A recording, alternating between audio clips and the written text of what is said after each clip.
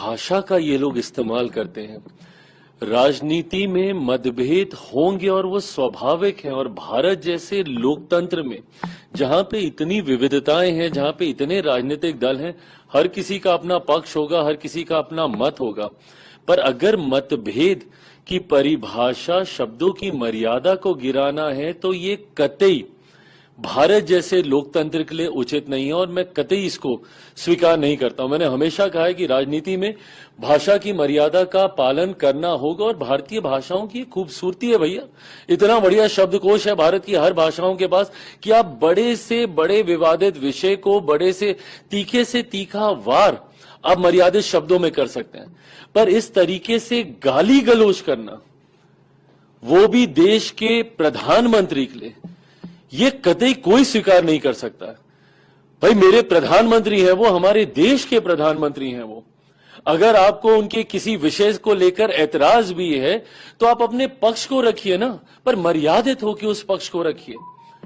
आप हमारी नीतियों को लेकर हमें घेरने का काम कीजिए, आप हमारे कार्यों को लेकर हमें घेरने का काम कीजिए, पर यह कौन सी परंपरा की शुरुआत है कि आप गाली गलौज करेंगे? इसको कतई कहीं नहीं स्वीकार किया जा सकता।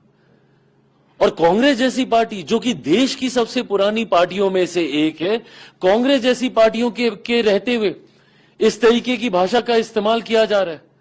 और किस तरीके का गाली गलौज, मतलब ये गली में नुक्कड़ के गुंडे ऐसी भाषा का इस्तेमाल नहीं करते।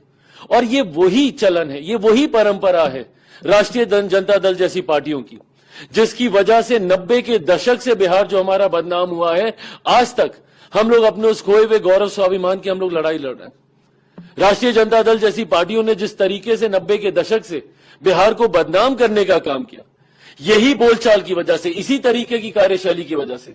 सोचिए, ये इनके कार्यकर्ता हैं जो प्रधानमंत्री के लिए मां बहन की गालियों का इस्तेमाल कर रहे हैं। ये कार्यकर्ता हैं कि ये गुंडे हैं आपके भैया?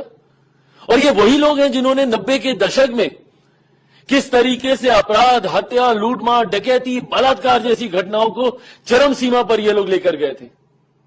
जो व्यक्ति गाली गलौज खुलेआम खुले मन से कर सकता है, राजनीतिक दल के वरिष्ठ नेताओं के सामने कर सकता है, वो सोचिए वो अपने घर में, गांव देहात गांव में जाके वो क्या कर रहा होगा।